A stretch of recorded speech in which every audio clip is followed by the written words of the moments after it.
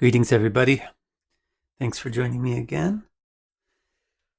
Yesterday, Kapila talked about going to hell.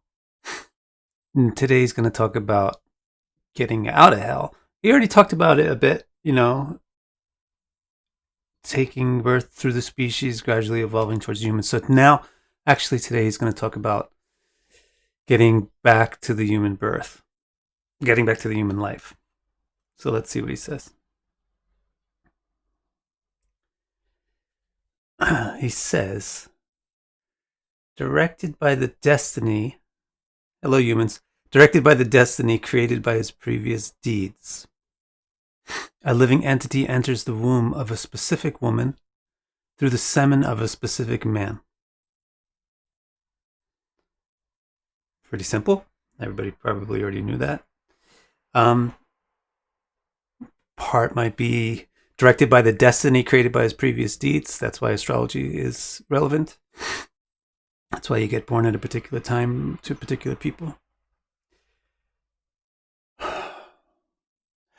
Now you may be asking, if his destiny is so bad that he went to hell, how does he wind up as a human? But by going to hell and then going up through all the animal species, he accounted for all of that bad destiny. So now he's back at an equal balance sheet. Angelique. Where's Haytal? We got to see a hello from Haytal soon, I think. Now, Devahuti wants to know, how does a pregnancy progress? So we're going to get some interesting information, and if memory serves, this is kind of a summary, and you get a more detailed explanation. I think it's in the 6th division, or maybe the 5th. But anyway, this summary is very nice. Kapila explains how the human pregnancy progresses. He says, 5 nights after fertilization, there is a budding globule. After 10 days, it becomes like a plum, and then it progresses to become a ball of tissue. Nourished by the food and drink his mother consumes, the child grows. So you get some basic and very, very initial gestation stuff. You get the conception, and then 5 days after that, there's something. It's a little glob. It's a little glob that keeps expanding and budding. After 10 days of that, you get something that's looks a bit like a plum. It's about this big. I don't know if it's this big, literally, or what. For some reason, he calls it a plum. Then he says it becomes a ball of tissue. I can't remember the Sanskrit at this point. I don't think there's no such thing as paper tissue. So he's talking about, like, now it's got some actual organic layers. Nourished by the food and drink his mother consumes, the child grows. In a month, there's a head. In 2 months, arms and feet are recognizable. In 3 months, nail, hair, bones, skin, and the genitals have differentiated themselves. At 4 months, all 7 components of the body, blood, plasma, and I forget the other 5, complete their formation. At 5 months, digestion begins. At 6 months, the child begins moving decidedly towards the right or left in its confines. And I think there's a way to tell if it's a boy or a girl as a result of that. From the 7th month, the body of the child exhibits consciousness. So here's 3rd trimester.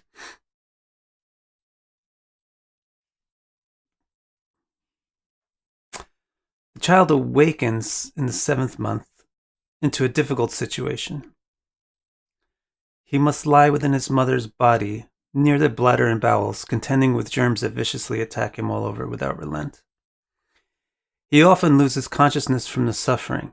If his mother eats too many bitter, pungent, spicy, salty, astringent, or sour foods, so sweet is okay. You can eat a lot of sweet. This is all the other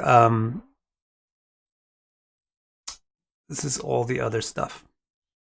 All the other flavors. Bitter, pungent, spicy, salty, astringent, or sour.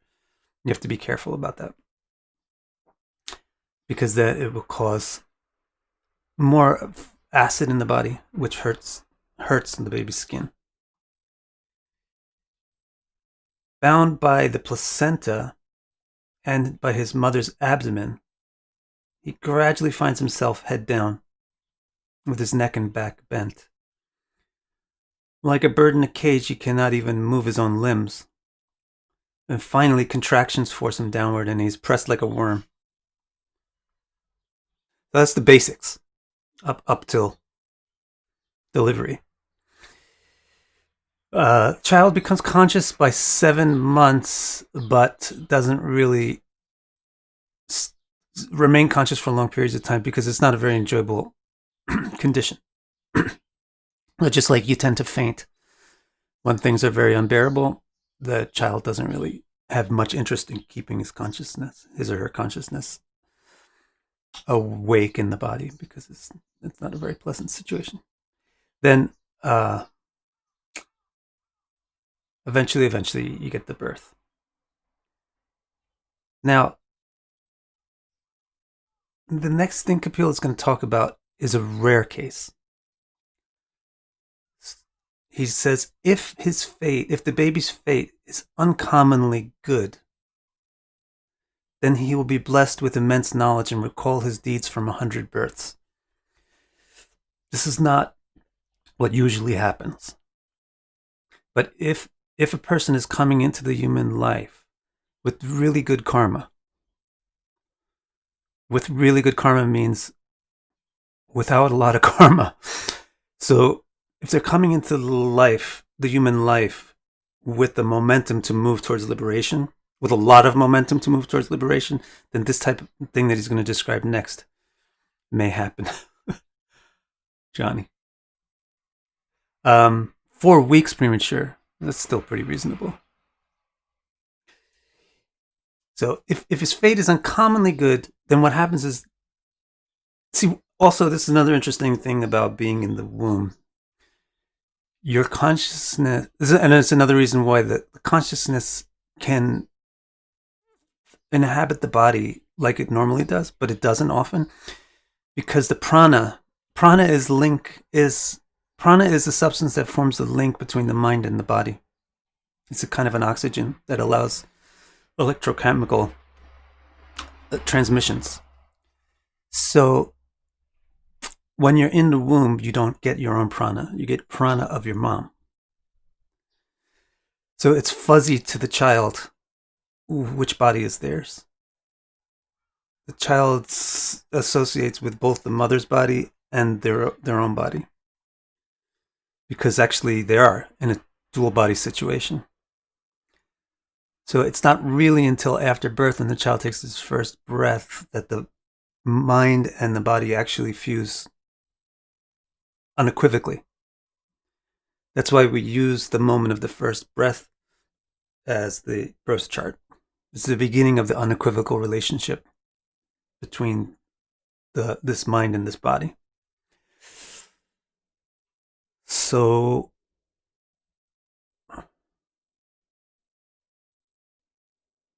I don't know why I started describing that, but if consciousness is already pretty elevated from previous births, then when it experiences this confining situation, it remembers feeling the same basic type of confinement life after life for so many times, even when it was born and being restricted by conditions and so forth. And so it can remember many, many lifetimes. Oh, that's why I was telling you. It's very easy. In the womb, it's very easy to consciously remember specific details of previous lives, because your prana has not yet fused you to this body. Once you fuse to this body, the conscious filters deflect specific memories from previous lives, because it would interfere with you keeping your link on this one. But prior to birth, that's totally not the case. And so it's very easy to have specific memories of previous lives while in the womb. And in fact, for a month or two after you're born, it's very easy to still think that you're a previous person. So this is why when you have a child, the child has a weird personality in the first month that goes away in the second month, in the third month. In the first month, you can't really tell who this person is, and they often seem to be like a grumpy old person or somebody else. I remember my daughter used to have this like weird laugh that she would just laugh. She just laughed like a grown up. It was really weird. And it's because there's still a lot of conscious memory of previous lifetimes, because the prana still hasn't really worked out every connection between the mind and this body. So what can happen easily is when having all these memories of previous births, the person may really wake up to the need for enlightenment. Do the mother's previous lives mesh with the child's? I don't think the child would get that. How do you remember it later? It's pretty difficult to remember it later. Any specifics? You remember, you don't necessarily remember. Remember means things come into your mental perception, your mental sight. That's not what all of memory is. There's many things which are not in your mental vision right now, which are affecting you 100%. So all of our past lives, as we were saying yesterday, affect us 100% of the time, all the time. We remember them, but they're not in this vision of the mind right now. It's because you actually don't want them to be, because they would interfere dramatically with your ability to be you now. So the different people have different levels of attachment to the current identity. And so different people have different levels of ease or difficulty trying to access memories of previous lives. But it's certainly possible. So this is what happens to a child in the womb who's got really strong momentum for enlightenment. This will happen. If his fate is uncommonly good, he will be blessed with immense knowledge and recall his deeds from 100 births. This renders him shocked and unable to find a moment's peace. Frightened by his vision, the child in the womb folds his hands and appeals emotionally to the being that granted him this realization.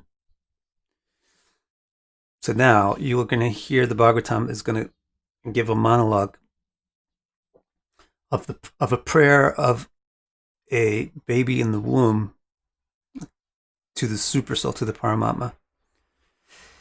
The child says, "You walk upon the earth with your lotus-like feet because you desire to protect the world. I turn to you. No fear can persist in your presence. I know I have been put into this difficulty because of the ill deeds I have done. Bound by responsibility for these deeds, I have been covered by a body made of the elements, the senses, and the mind. I know that you are also here with me, residing in my core, completely pure, undecaying, untouched by suffering, and limitless in consciousness. So I defer to you. I wrongly hide within a body made of 5 elements and dedicate my thoughts to experiencing external objects. I praise you, the person beyond all people and all objects, whose glories and wisdom cannot be hidden. I am attracted to the powerful qualities of your Maya, which binds me to the endeavor to enjoy them. Thus I walk the path of material existence with exhausting toil. How could I even begin to grasp my real position after having lost all awareness without your great kindness? Who can give such knowledge except your divine self, whose fragment pervades all time and space?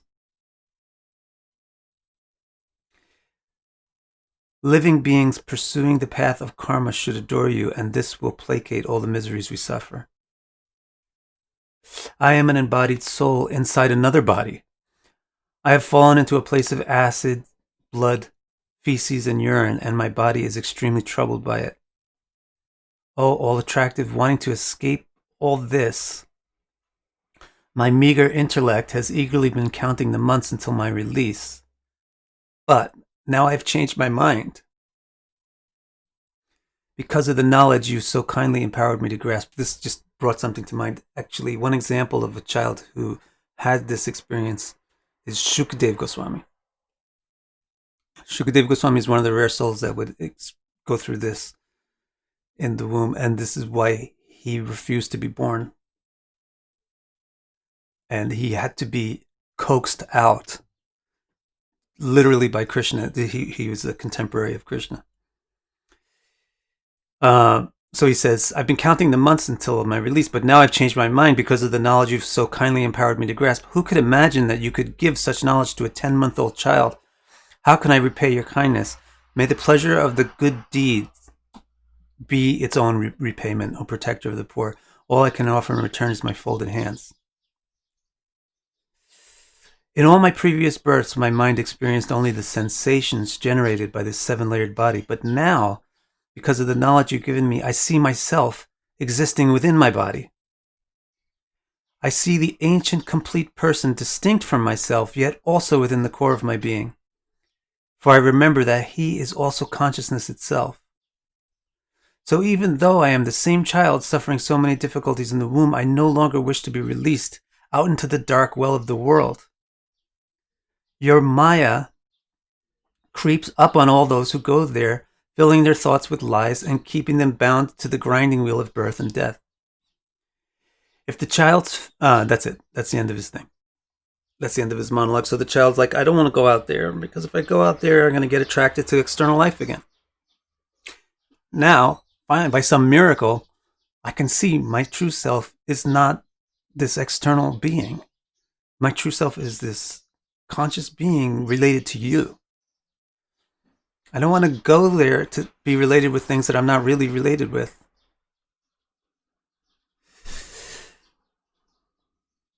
And then this is a very interesting point.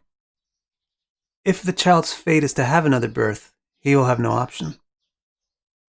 So apparently, it could be that the child actually doesn't have enough karma to have another birth. So the mother would think that she has a miscarriage or loses the child late in the trimester or even at the birth. But the fact may be that the child may have been liberated. The child's fate is to have another birth. He will have to be born, even after this realization. But with this realization, if it's possible for the child to not have to have a birth. If the child's fate is to have another birth, he will have no option. But after being reassured by the all-attractive, he will say, I have no more worries, because I know you are the dear friend of my true heart, and will deliver me quickly from my darkness. By staying near the feet of Vishnu, I will never again endure the suffering of countless incarnations in womb.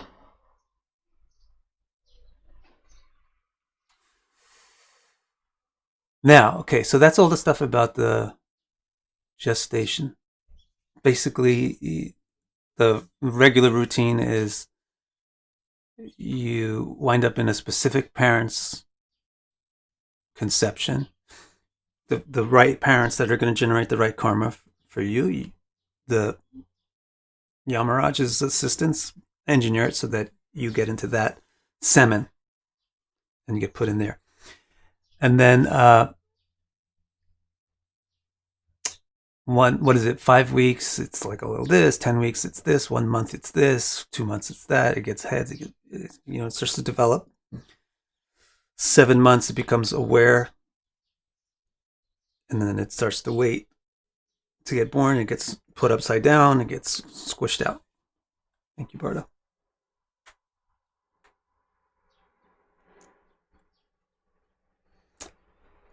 Johnny asks, are we just fate and necessity, or freer than we can imagine? You're freer than you can imagine, but your freedom has caused you bondage.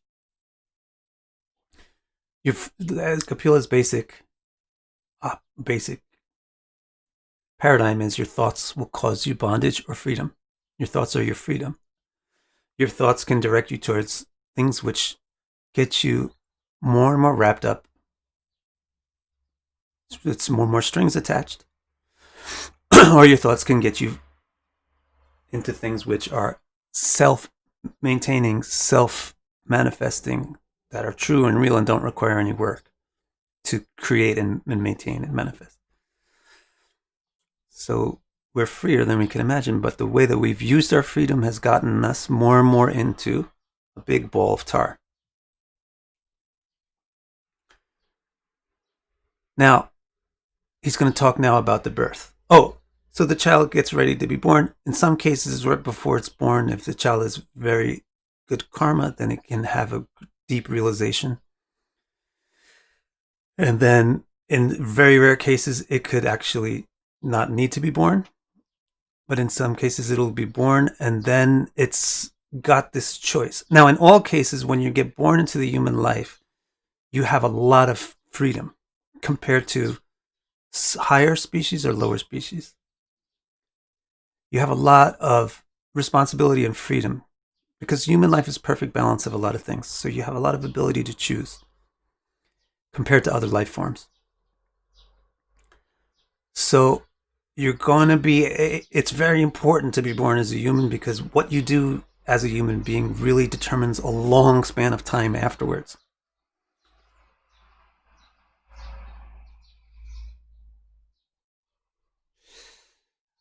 So even the ones that are very enlightened, most likely they're going to come into the human form of life and do very good things. But there's also there's always the risk that they'll just get sidetracked. And then for the average person, there's quite a risk that they'll get sidetracked from the potential of human life and rather exhibit the same type of behavior that animals exhibit, or worse, really. Which is trying to pursue happiness at the expense of others, an exploitative sense of happiness. So depending on what happens there, the human can either go up higher or down lower. So now let's hear about the child's birth.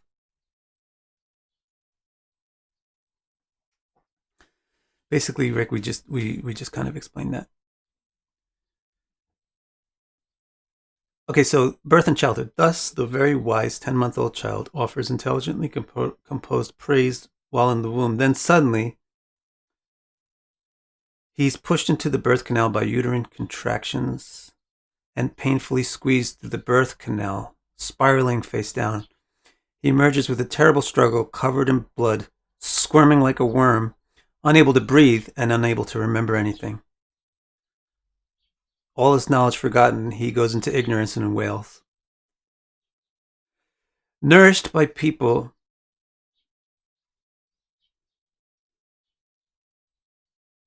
who cannot understand his needs. This is the if you want to imagine what it's like to be a newborn. Just imagine if you could go somewhere where nobody could understand anything that you say or do. So when you're a newborn, you're nourished by people that have no idea what you want or need. Nourished by people who cannot understand his needs, he is unable to refuse the unwanted things they give him. Laid in a bed that becomes sweaty and itchy, he cannot stand, sit, or even scratch his own body. Bed bugs, mites, mosquitoes, and other insects attack his tender skin, but he has no idea how to do anything except cry. He feels like a worm attacked by worms. Being a toddler is very difficult too, so that's an infant. Without any wisdom, he constantly desires things he cannot have, and is therefore prone to frequent anger and tears. So as an infant, the problem is you can't communicate. So you can't tell people you're itchy, you can't tell people you're hungry, you can't tell people anything. So you just have to hope that they guess the right way to take care of you, which seldom happens. Then when you grow up and you're a toddler, now at least you can communicate.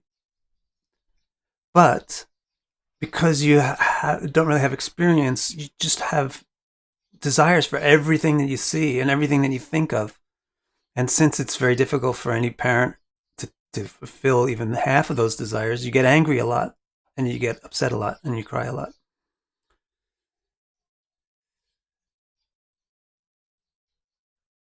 Then childhood. After you grow up from a toddler, you become a child. Childhood is also difficult, Kapila says. As his body matures, so does his pride. His aggression creates aggressive schism when his selfishness inevitably conflicts with the selfishness of others. So childhood is actually toddlerhood is the Mars return, right? Toddlerhood is like 2.5 years starting. Is your Mars return, and that's where you get a lot of anger and tears. But you get this Mars, the next big return after Mars is Jupiter, which is 12 years.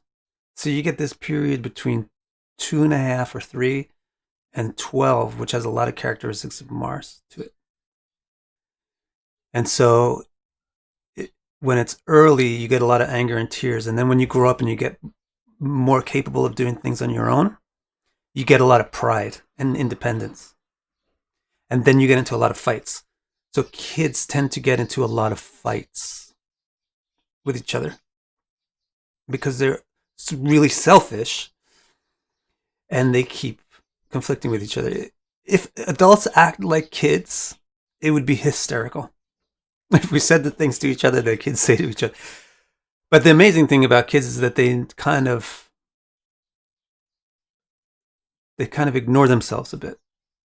So like they hate each other one day, but then the next day they become friends again. They just kind of ignore themselves. Now, he matures further out of childhood to youth, so this would be around 12. Maturing further as a youth, his intellect develops in a crooked and ignorant way. So now 12, you get a Jupiter return, you get intellect. Learning to strategize over seizing unreal things he mistakes as mine. For the sake of an unreal body created by 5 elements he mistakes as I. Thus he comes to adulthood and he begins acquiring karma. This is a very interesting side story. I think it will be told somewhere in the Bhagavatam. In most yugas, or I don't even know if it's in most yugas, but at one point, Yamaraj used to account for a human's karma from the moment of their birth.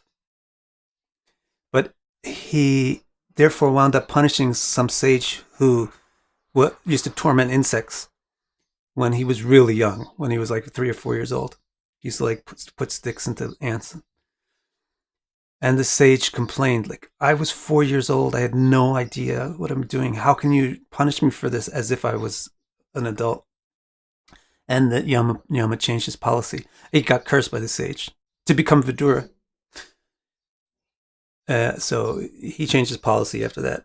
So this kind of is an allusion to that policy change. That it's not really until you're 12 and older that Yamaraj starts to hold you accountable. Yamaraj considers that you had enough chance to get knowledge and so forth that you're now responsible for your actions.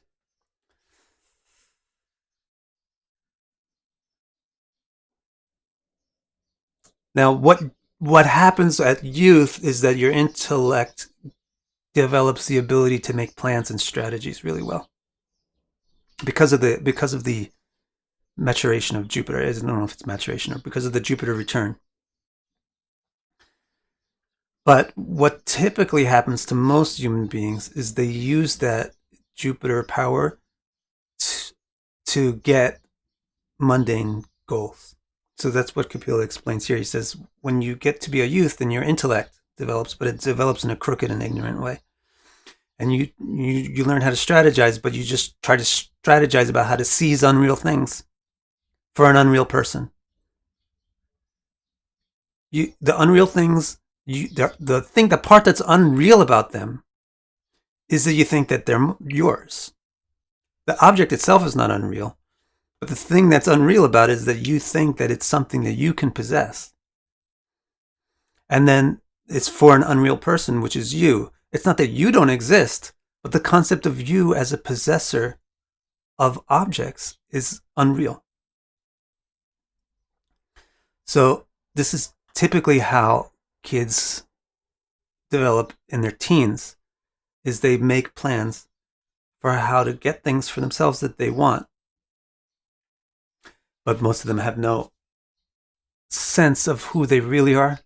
Therefore, they pursue things that really are not truly beneficial to them. Thus, as he comes to adulthood, he begins acquiring karma that binds him to further births and deaths. It is this karma that follows him constantly, giving him anguish and ignorance, and binding him to even more karma. Method man.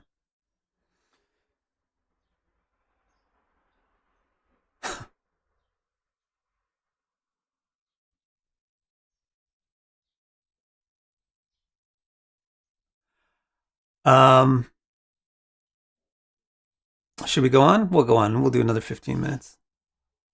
Or let's see how long this chapter is. It's going to get on the heavy duty. What's going to happen now, right? Young adulthood is Cupid time. It's like this, the prime sex time, right? So now Kapila's going to get on the heavy duty anti-Cupid tirade. So let's see what he says. Avoiding karma as an adult. Devahuti says, okay, so he starts to acquire bad karma again as he nears adulthood because of his ignorance and trying to possess things that aren't his. Basically, is that not the that's the basic crime definition, is this thing doesn't belong to you and you take it. Or you use it. It's not yours, but you're using it. So that's basically a crime. And that's basically the bad karma. Is, what? This world is not yours. It is actually not your world. You are part of the world. The world is not part of you. It's not yours to possess. You are possessed by it. So when you behave as though you can control and own the world, you acquire bad karma. But when you behave as if you are part of the world and you should serve it, then you acquire good karma. So now Devahuti's asking, is this going to lead him back down to hell? We were following the reincarnation cycle. The guy was a human previously. He went down to hell. Now he came back up through the animal species to become a human again. So now she's asking, is that going to make him loop back down to hell? Kapila says, yeah, if he again follows the bad road, striving to only please his belly and penis, he will again enter darkness. Udarupasta, the belly and the penis or genitals. So yes, if you keep going on that road, that's where it leads. But it's an if, so it's not necessary. Then Devahuti says, well, how can we recognize the bad road? And so Kapila explains, this part's very good. Ooh, he uses the strong words. He says, the bad road consists of things that destroy truthfulness. This is the bad road. How can you tell the bad road from the good road? Heital once asked this question. How can you tell the difference between the good road and the bad road? Kapila explains, the bad road will destroy truthfulness. The good road will enhance truthfulness. The bad road destroys purity. The good road increases purity. The bad road destroys compassion. The good road increases compassion. The bad road is noisy and stressful. It increases the noise. The good road increases the quiet and the tranquility. That's how you'll know the difference to make your decisions of what to do. The bad road decreases your thoughtfulness. It means how patiently you contemplate things. The good road increases your thoughtfulness. The bad road makes you less graceful. The good road makes you more graceful. The bad road makes you less modest. Sorry, I mean, everybody is wanting to buy the drug that increases their ego. That's why everybody loves when there's a rap song about how awesome your hips are or how strong you are and you're going to slap everybody in the street. It just like, those songs are so much fun, to be honest, but why are they so much fun and enjoyable? Because we think that like increasing our pride is going to bring us happiness, but increasing the pride is the bad road. Increasing the modesty is the good road. The bad road will also decrease your renown or your reputation, and the good road will increase it. The bad road will decrease your tolerance. The good road will increase your tolerance. Bad road decreases your forgiveness. Bad road makes you biased and impatient. Good road makes you patient and non-biased. The good roads, the good things to do are those that will enhance your self-control. The bad things to do are the ones that put you out of control. So if you go to the bar, why do you even go to a bar? Why do you go to a bar and drink? Because you want to lose your self-control. That is the express purpose of drugs and alcohol, to lose self-control. But that is not the sign of the good road. The good road increases your self-control. The bad road decreases it. The good road increases your dignity, and the bad road decreases it.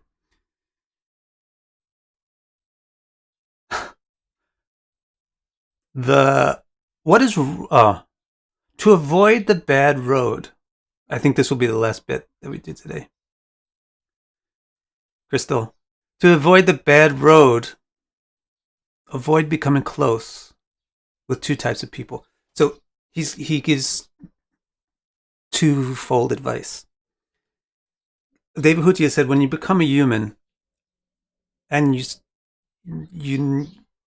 start to acquire bad karma again, is that going to put you back down into hell?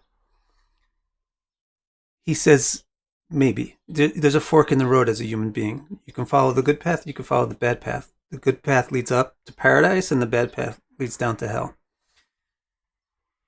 So she says, well, what's the difference between the good path and the bad path? So he gives you all these markers so that you can tell the difference between the good path and the bad path.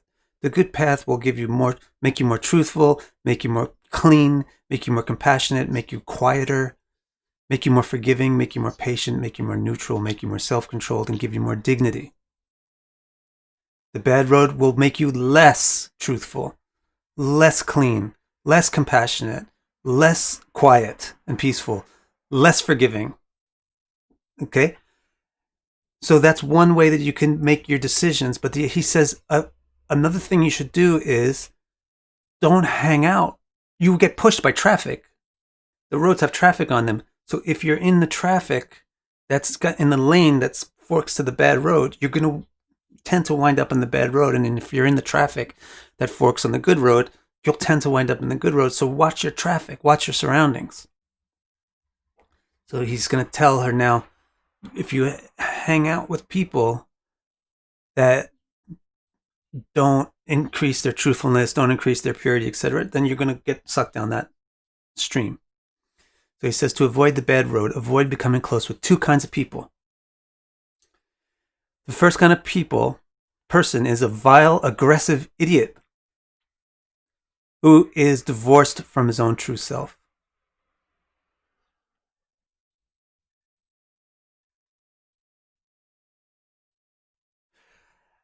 And the second one is a pitiful slob who is a puppet dog of a woman. And David Huti says, what's wrong with a man who's a puppet dog of a woman? And he says, well, they are sure to become vile, aggressive idiots. For a man, this part I probably have to read the whole thing. For a man, there is no stronger bondage to bewilderment than that which arises from the desire to enjoy a woman. That is why we must not become close with men who are engrossed in trying to enjoy women. David Huti says, are men so weak? Are they so susceptible to the beauty of women? And Kapila says, yes, they are. Even the forefather Brahma, the noblest man, saw the beauty of his own daughter and began to push himself on her. Even when she took the form of a deer and fled, he shamelessly took the form of a stag and ran after him. Among all the descendants of descendants of Brahma, no man, except Narayan Rishi, can avoid having his intellect completely diverted by the magic of a woman's allure. Now David Huti says, what makes a woman's beauty so powerful? And Kapila says, the allure of a woman is the strength of my own allure. It's so powerful that men who have conquered the world will crawl at her feet if she merely moves an eyebrow.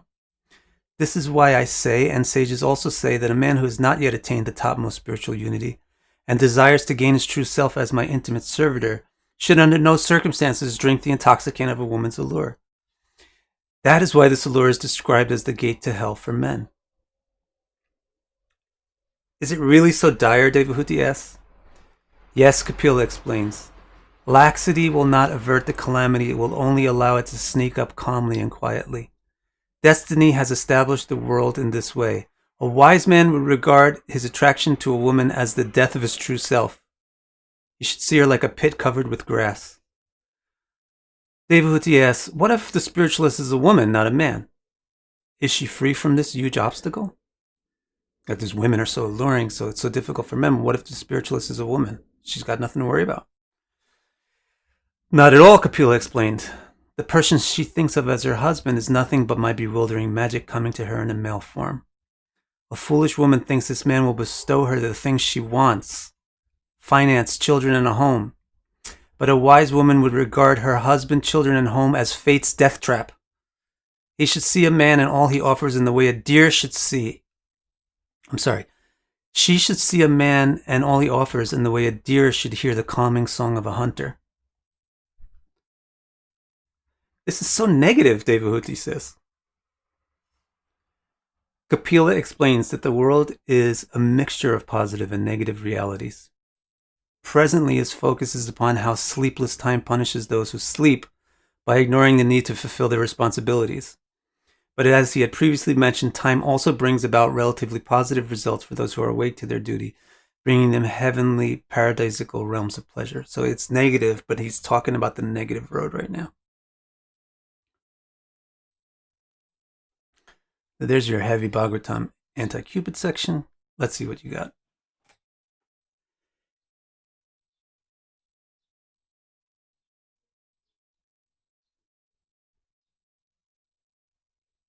Does your birth chart indicate which road you take? The birth chart indicates what road you're likely to take. It indicates what your previous deeds are pushing you towards. If things are totally predestined, why is karma even a thing? Because they're not totally predestined. Somebody asked before if we're free or if we're bound by fate. Your freedom is what binds you to fate. Your use of your freedom causes you to perform activities. Those activities push you to engage in more of the similar activities or related activities.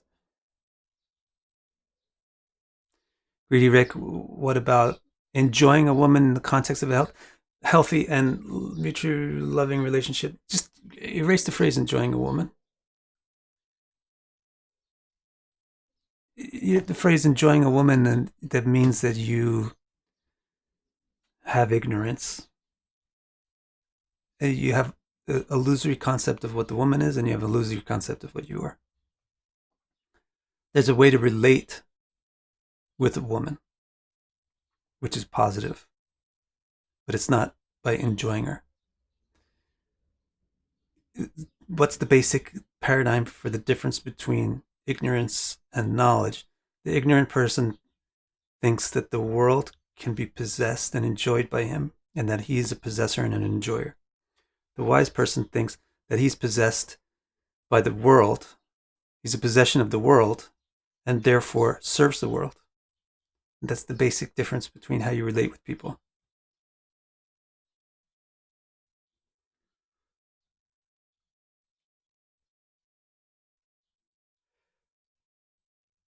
So Johnny says, why does he say female? He actually does bring up the point that he works for either gender either way.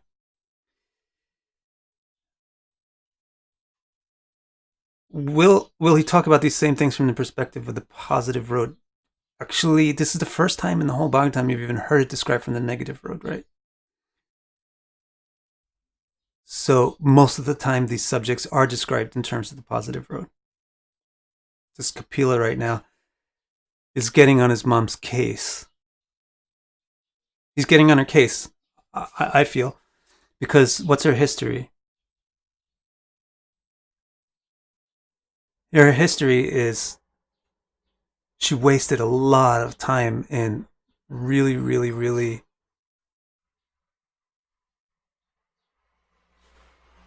expanded and extended and extensive sex. Remember who Devahuti is? Remember what happened with Kardama Muni and thousands of years of sex with multiple forms and flying palaces going all over the place. So, in my mind, that's the reason the person that he's talking to caused him to focus on it this way.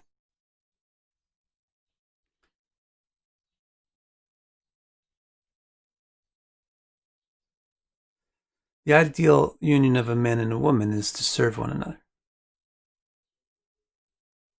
That's the basic difference between good action and bad action. Good action is service, bad action is exploitation. When a man tries to enjoy a woman, it's bad. And when a woman tries to enjoy a man, it's bad. What do I mean by it's bad? Somebody's going to slap you? No, it means it's a selfish action. That's going to implicate you in getting lots of reaction. You're going to start dealing with a world full of selfish people. You create your environment. Do you not? Look at the environmental change that is happening right now. Who created it? Somebody created it. So you create your social environment as well. So if you act selfish, then you're going to exist in a world of selfishness. So if you have the attitude of you want to enjoy a partner or something, well, then a partner is going to want to enjoy you too. And if you fail to provide the enjoyment, the partner is going to start looking on Instagram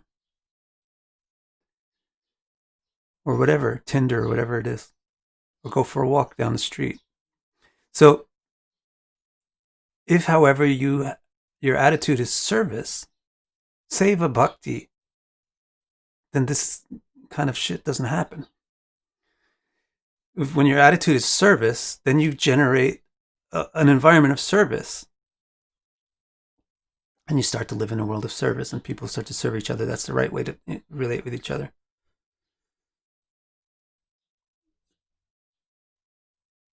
Greedy Rick, so it's not sex that's bad.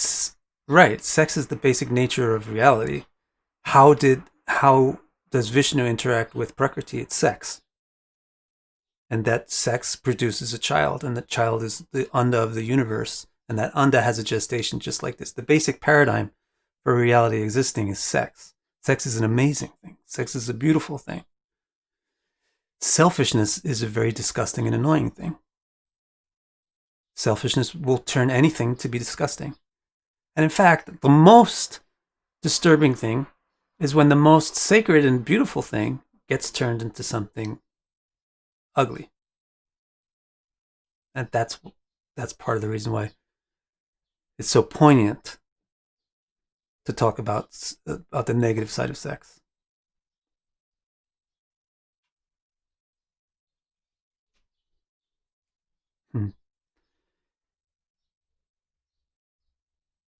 All right, there you go. So let's have... That's the end of this kind of section. The next thing Devahuti is going to say is kind of similar to, oh my God, Method Man. YouTube decided to censor your message because it has the word masturbation in it. Is masturbation karmically wrong? There's nothing particularly special about masturbation. If you look in the Kama Sutra, it just mentions it as one of the ways of sexual gratification. It's not like it's in a different category. It's in the same category. The only thing is, how do you really serve anybody by it? Maybe there's some way. Patricia is an interesting question. Isn't all reality inherently selfish? True, because all reality is inherently selfish. The problem is the sense of self is separatist. This is Kapila's key word. Separatist self-interest. That's what we really mean by having selfishness, is separatist. A person who really realizes, like the child in the womb, what the true self is, sees that the self is rooted in this deeper self, which is connecting all beings, and that all selves are basically the same. So one self shouldn't prosper at the expense of another.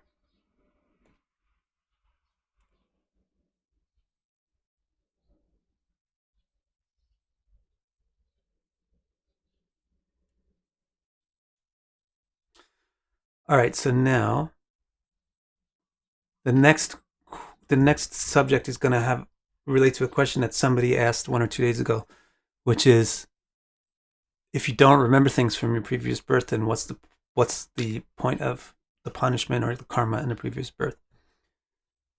This is something similar to that is going to be what we talk about next. Hey, Tell, you were here. All right, guys, so I'm going to split now. Congratulations, you made it through one of the heaviest sections in the Bhagavatam. So let's see how many of you guys show up again on Monday. Bye-bye.